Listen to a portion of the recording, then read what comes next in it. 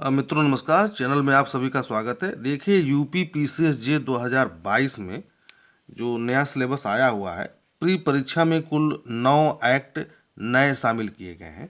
उनमें से यह जो है एक एक्ट है जिसे कहते हैं पॉक्सो एक्ट।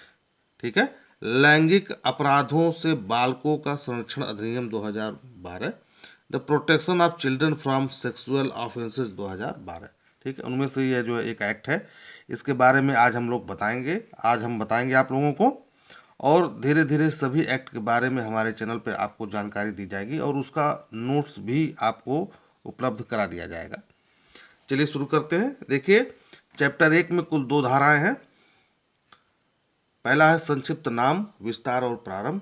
धारा 2 में परिभाषाएं हैं। ठीक है, आइए आगे बढ़ते हैं हम लोग। चैप्टर 2, ठीक है ना, जो दूसरा चैप्टर है बालकों के विरुद्ध लैंगिक अपराध, इस चैप्टर का नाम है। यह जो है कुल 5 खंडों में विभाजित है। यह चैप्टर जो है, चैप्टर 2 जो है कुल 5 खंडों में विभाजित है, ए बी सी डी और ई। ठीक है, तो एक खंड जो है प्रवेशन लैंगिक हमला और उसके लिए दंड, जो खंड ए है प्रवेशन लैंगिक हमला और उसके लिए दंड से संबंधित है, जिसमें धारा 3 और धारा 4 है। प्रवेशन लैंगिक हमला धारा 3, धारा 4 है प्रवेशन लैंगिक हमले के लिए दंड। ठीक है, धीरे धीरे आपको सभी के बारे में जानकारी हो जाएगी। ये थोड़ा सा इंट्रोडक्शन क्लास है। देखिए खंड बी है गुरुतर प्रवेशन लैंगिक हमला। ठीक है ना, यानी कि गंभीर प्रकृति का जो है। धारा 5 है गुरुतर प्रवेशन लैंगिक हमला और धारा 6 है गुरुतर प्रवेशन लैंगिक हमले के लिए दंड। यहाँ पर देखिए प्रवेशन लैंगिक हमला है, ठीक है, यहाँ पे गुरुतर प्रवेशन लैंगिक हमला है, इसमें एक शब्द ज़्यादा बढ़ा दिया गया है। ठीक है ना, तो कंफ्यूज मत होइए क्या है ये। हिंदी मीडियम के लोग थोड़ा सा कंफ्यूज न हो। धारा 3, 4 और 5, 6 में कंफ्यूजन न रहे। आइए आगे बढ़ते हैं खंड 3 में। ठीक है ना, लैंगिक हमला और उसके लिए दंड, काफ़ी महत्वपूर्ण धारा है ये। धारा 7 लैंगिक हमला है। परीक्षा में पूछा जा सकता है कि पॉक्सो एक्ट में लैंगिक हमला किस धारा में वर्णन है, तो धारा 7 में जो है लैंगिक हमला के बारे में आपको बताया गया है। चलिए आगे बढ़ते हैं। धारा 8 है लैंगिक हमले के लिए दंड। धारा 7 था लैंगिक हमला और धारा 8 है लैंगिक हमले के लिए दंड। अब आते हैं हम लोग खंड डी पर, गुरुतर लैंगिक हमला और उसके लिए दंड। ठीक है ना, गुरुतर लैंगिक हमला और उसके लिए दंड। तो गुरुतर लैंगिक हमला धारा 9 में है और धारा 10 में गुरुतर लैंगिक हमले के लिए दंड। ठीक है ना, इसके लिए आपको बताया, जो इंग्लिश मीडियम के हैं वो पढ़ सकते हैं। आगे हम लोग बढ़ते हैं। देखिए लैंगिक उत्पीड़न और उसके लिए दंड, एक नया एक चैप्टर है लैंगिक उत्पीड़न। धारा 11 में लैंगिक उत्पीड़न है सेक्सुअल हरासमेंट, तो धारा 11 काफ़ी महत्वपूर्ण है। धारा 7 और धारा 11 काफ़ी महत्वपूर्ण है लैंगिक उत्पीड़न। धारा 12 है लैंगिक उत्पीड़न के लिए दंड। ठीक है, आगे हम लोग बढ़ते हैं चैप्टर 3 पर। देखिए चैप्टर 3 में कुल 3 धाराएं हैं। चैप्टर 3 में जो है अध्याय 3 में कुल 3 धाराएं हैं। ठीक है, एक काफ़ी महत्वपूर्ण चैप्टर है, ये चाइल्ड पोर्नोग्राफी पर है। ठीक है ना, चैप्टर 3 जो है चाइल्ड पोर्नोग्राफी पर है, इसको ध्यान से पढ़िएगा। धारा 13, 14, 15 काफ़ी महत्वपूर्ण है आज के संदर्भ में। ठीक है, धारा 13, 14, 15 काफ़ी महत्वपूर्ण है। अश्लील, धारा 13 है अश्लील प्रयोजन के लिए बालक का उपयोग, अश्लील प्रयोजन के लिए बालक का उपयोग। धारा 14 है अश्लील प्रयोजन के लिए बालक के उपयोग के लिए दंड। यहाँ पे जो बालक है लड़की और लड़का दोनों आते हैं। ठीक है ना, बालक शब्द में जब हम आपको पढ़ाएंगे तो पूरा बता देंगे क्या है। धारा 15 है बालकों को सम्मिलित करने वाली अश्लील सामग्री के भंडारण के लिए दंड। ठीक है ना, जो स्टोरेज होता है, जो स्टोर करते हैं उसके लिए। तो धारा 13, 14, 15 जो है चाइल्ड पोर्नोग्राफी पर है, ये काफ़ी महत्वपूर्ण चैप्टर है, इसको ध्यान से पढ़ना है। आगे हम लोग पढ़ते हैं, बढ़ते हैं। यहाँ पर देखिए चैप्टर 4 अध्याय 4 है किसी अपराध का दुष्प्रेरण और उसको करने का प्रयत्न। किसी अपराध को करने का दुष्प्रेरण और उसको करने का प्रयत्न, अर्थात दुष्प्रेरण को भी और प्रयत्न को भी जो है यहाँ पर दंडनीय बनाया गया है। तो धारा 16, 17 और 18, चैप्टर 4 में जो है 3 धाराएं, धारा 16, 17 और 18। धारा 16 है किसी अपराध का दुष्प्रेरण, अबेटमेंट ऑफ एन ऑफेंस। धारा 17 है दुष्प्रेरण के लिए दंड, अबेटमेंट के लिए जो दंड है उसके बताया गया है। धारा 18 किसी अपराध को कारित करने के प्रयत्न के लिए दंड, ठीक है ना, प्रयत्न को भी यहाँ पर दंडित बनाया गया। तो आपसे पूछा जा सकता है कि पॉक्सो एक्ट में प्रयत्न को कहाँ दंडित किया गया, किस अपराध में दंडित बनाया गया है, किस धारा में दंडित बनाया गया है, तो धारा 18 है। आगे हम लोग बढ़ते हैं,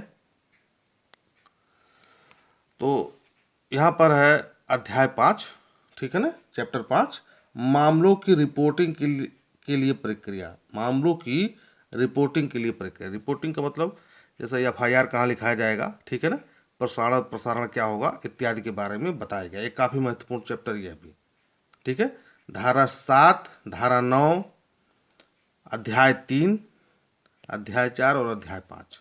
आगे बढ़ते हैं, धारा 19 अपराधों की रिपोर्ट करना, अर्थात FIR जो लिखाया जाएगा, जो सूचना दी जाएगी कहाँ दी जाएगी, पुलिस स्टेशन में दी जाएगी, किस और कोई गवर्नमेंट ने कोई ऐसा बोर्ड बना रखा है कि वहाँ पे दी जाएगी, ठीक है, या कोई ऐसी संस्था बना रखा है कहाँ पे दी जाएगी, बताया गया है।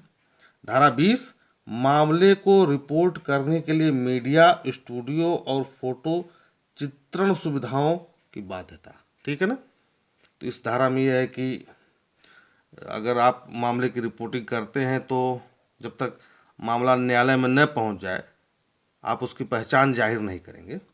धारा 21 मामले की रिपोर्ट करने या अभिलिखित करने में विफल रहने के लिए दंड, ठीक है ना। यदि आप रिपोर्ट नहीं लिखते हैं या उसमें फेल हो जाते हैं कोई पुलिस या किशोर न्याय बोर्ड, तो क्या दंड हो इसके बारे में बताया गया है, ठीक है। धारा 22 मिथ्या परिवाद या मिथ्या सूचना के लिए दंड। धारा 22 क्या है, मिथ्या परिवाद या मिथ्या सूचना के लिए दंड है, कोई फॉल्स जो है कंप्लेंट हो जाए उसके लिए बताया गया है। धारा 23 है मीडिया के लिए प्रक्रिया, काफ़ी महत्वपूर्ण धारा 23 मीडिया के लिए क्या प्रक्रिया अपनाई गई है यहाँ पर इस धारा में बताया गया है, ठीक है। तो धारा अध्याय 5 जो है मीडिया से संबंधित है और रिपोर्ट और मीडिया से संबंधित है, ठीक है। आगे हम लोग बढ़ते हैं, यहाँ पर देख लें चैप्टर 6, ठीक है ना, अध्याय 6 बालकों के कथनों को अभिलिखित करने की प्रक्रिया।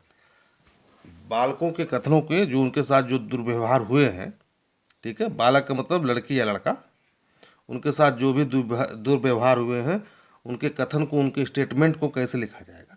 तो धारा 24, 25, 26, 27 में यह बताया गया। धारा 24 है बालकों के कथन को अभिलिखित किया जाना। धारा 25 है मजिस्ट्रेट द्वारा बालक के कथन का अभिलेखन।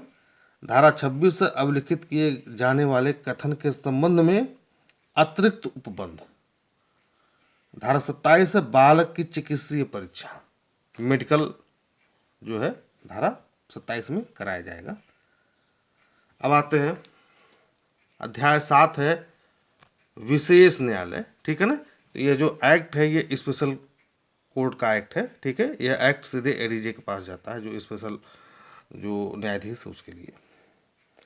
धारा 28 है विशेष न्यायालयों को अभिहित किया जाना। धारा 28 है विशेष न्यायालयों का अभिहित किया जाना, अर्थात विशेष न्यायालयों का गठन के बारे में बताया गया है। आगे बढ़ते हैं, धारा 29 है कतिपय अपराधों के बारे में उपधारणा, ठीक है ना। यहाँ प्रिजम्पशन को जो है ऑफेंस के रूप में बताया गया है, कतिपय अपराधों के बारे में उपधारणा, महत्वपूर्ण धारा है ये, ठीक है। धारा 30 है आपराधिक मानसिक दशा की उपधारणा, यह भी महत्वपूर्ण धारा है, ठीक है ना, मेंटल स्टेटस को बताया गया है यहाँ पर। धारा 31 है विशेष न्यायालय के समक्ष कार्रवाइयों को दंड प्रक्रिया संहिता 1973 के जो प्रक्रिया है, जो कानून है वो लागू होंगे, प्रोसीडिंग वही होगा, ठीक है। धारा 32 है विशेष लोक अभियोजक, जिनको 7 साल से ऊपर की विधि व्यवसाय करने का अनुभव है वह लोग जो है विशेष लोक अभियोजक नियुक्त किए जा सकते हैं। आगे हम लोग बढ़ते हैं, यहाँ पर देखिए धारा 8 है, अध्याय 8 है। अध्याय 8 में कुल 33 से लेके 36 तक 38 तक, अध्याय 8 जो है 33 से 38 तक इसमें धाराएं हैं। विशेष न्यायालयों की प्रक्रिया और शक्तियां तथा साक्ष्य का अभिलेखन के बारे में बताया गया है। देखते हैं, धारा 33 है विशेष न्यायालयों की प्रक्रिया और शक्तियां। धारा 34 है बालक द्वारा अपराध किए जाने और विशेष न्यायालय द्वारा आयु का अवधारण करने के मामले में प्रक्रिया क्या है, अर्थात जो बालक है उसकी आयु कैसे निर्धारित होगी, उसका एज कैसे निर्धारित होगा, यह बताया गया है। धारा 35 में बालक के साक्ष्य को अभिलिखित और मामले का निपटारा करने के लिए अवधि बताई गई है। ठीक है। धारा 36 से साक्ष्य देते समय बालक का अभियुक्त को न दिखाना। एक जैसे कि एक जब कोर्ट में पहुंचेंगे तो पर्दा लगा रहता है, ठीक है ना, पर्दे के अंदर जो है अभियुक्त को बालक को रखा जाएगा, चारों तरफ से पर्दा होगा, ठीक है, जो कटघरा होता है उसमें पर्दा लगा रहता है चारों ओर से। धारा 37 है विचारण का बंद कमरे में संचालन। और धारा 38 है बालक का साक्ष्य अभिलिखित करते समय किसी दुभसिया या विशेषज्ञ की सहायता। आगे हम लोग बढ़ते हैं, लास्ट चैप्टर है ये। धारा 9 है प्रकीर्ण मिसलेनियस है। धारा 39 में विशेषज्ञ आदि की सहायता लेने के लिए बालक के लिए मार्ग निर्देशन, ठीक है ना, काफ़ी महत्वपूर्ण धारा है। ठीक है, स्पेशलिस्ट की सहायता कैसे ली जाएगी। आगे हम लोग बढ़ते हैं, आइए देखते हैं। धारा 40 है विधिक काउंसिल की सहायता लेने के लिए बालक का अधिकार। काउंसिल का मतलब अधिवक्ता, वकील। धारा 41 है कतिपय मामलों में धारा 3 से धारा 13 तक के उपबंधों का लागू न होना। कुछ विशेष प्रकार के मामले हैं जहां पर धारा 3 से 13 लागू नहीं होगा। धारा 42 है अनुकल्पित दंड। धारा 42 से अनुकल्पित दंड महत्वपूर्ण है ये से, ठीक है ना, अल्टरनेट पनिशमेंट बताया गया है। धारा 42A, ठीक है ना, धारा 42A देखिए, अधिनियम का किसी अन्य विधि के अल्पीकरण में न होना। धारा 43 अधिनियम के बारे में लोक जागरूकता जैसे समय समय पर टीवी पे, रेडियो पे प्रचार किया जाए, ठीक है ना। तो धारा 44 है अधिनियम के क्रियान्वयन की मॉनिटरिंग। धारा 44 है नियम बनाने की शक्ति। धारा 46 है कठिनाइयों को दूर करने की शक्ति, ठीक है ना। और यहाँ पर देखिए दिया हुआ है लैंगिक अपराधों से बालकों का संरक्षण नियम, ये है, आपको नहीं पढ़ना है, ठीक है ना। यह चीज़ आपको, यह चैप्टर जो नीचे दिया हुआ यह नहीं पढ़ना, सिर्फ आपको एक्ट भर पढ़ना है बस। तो इसके बारे में अन्य वीडियो आएगा, ठीक है, नोट्स भी आएंगे। और वीडियो देखने के लिए आप सभी को बहुत बहुत आभार, धन्यवाद।